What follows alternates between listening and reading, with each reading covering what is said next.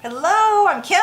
And I'm Boaz. And we are on cycle 5, week 17, card number 3, and it is Dmitry Polyakov. And I'm here with Boaz because he's my resident expert on Dmitry Polyakov, and he wrote a book about Dmitry Polyakov. Can you throw it up? And it is going to be available on Amazon very soon if you'd like to read it. It's about 120 pages and it's a fantastic book on Dmitry Polyakov.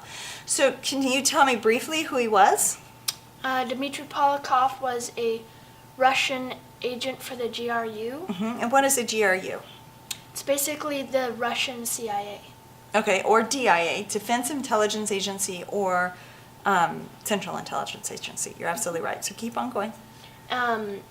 And he,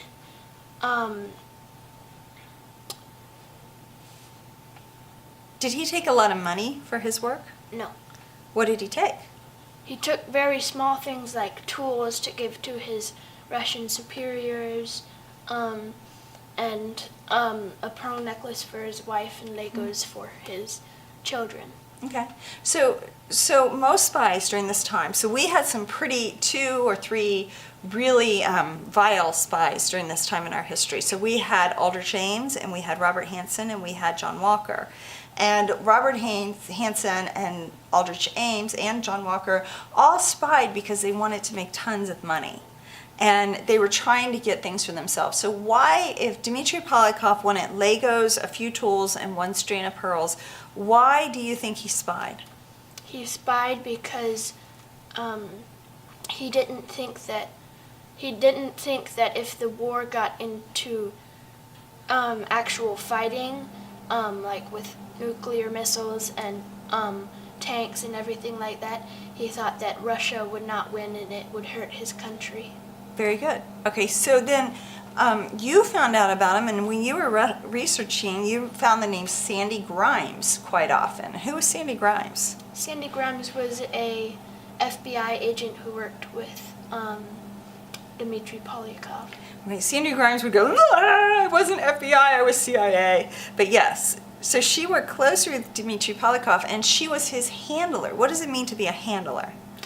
It means like to give him information or to have him give her information. So she worked with him for about 20 years, and then Dmitry Polyakov was found out, and no one knew in the CIA how he was found out. So, and then he was executed. And so this was a man who gave up his life, who worked for 20 years for the American government, trying to give us information so that we would not go to war against Russia.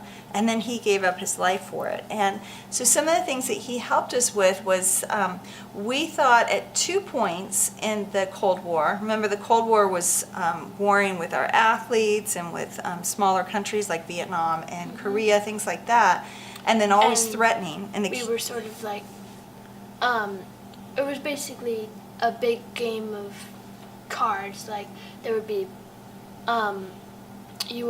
so Russia would like move nuclear missiles closer to the U.S., which would make the U.S. do something to annoy the Russians.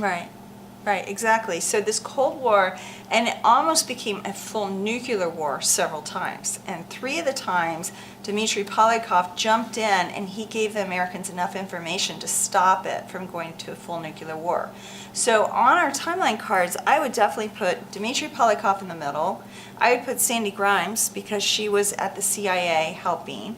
And then the person who got money to betray Dmitry Polyakov was Aldrich Ames. Aldrich Ames. And Aldrich Ames is in a Pennsylvania prison right now serving a life sentence, which he deserves. And he sold out Dmitry Polyakov and a lot of other spies, like 36 spies, so that he could get more money for himself.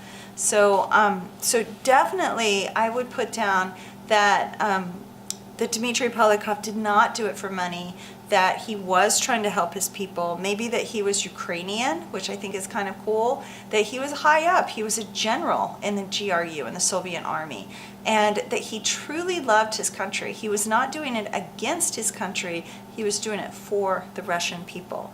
And so he's one of my favorite people this year, Dmitry Polyakov, And I definitely recommend, throw your book up again. I definitely recommend you getting Bo's book. All right, I'll see you later. Bye.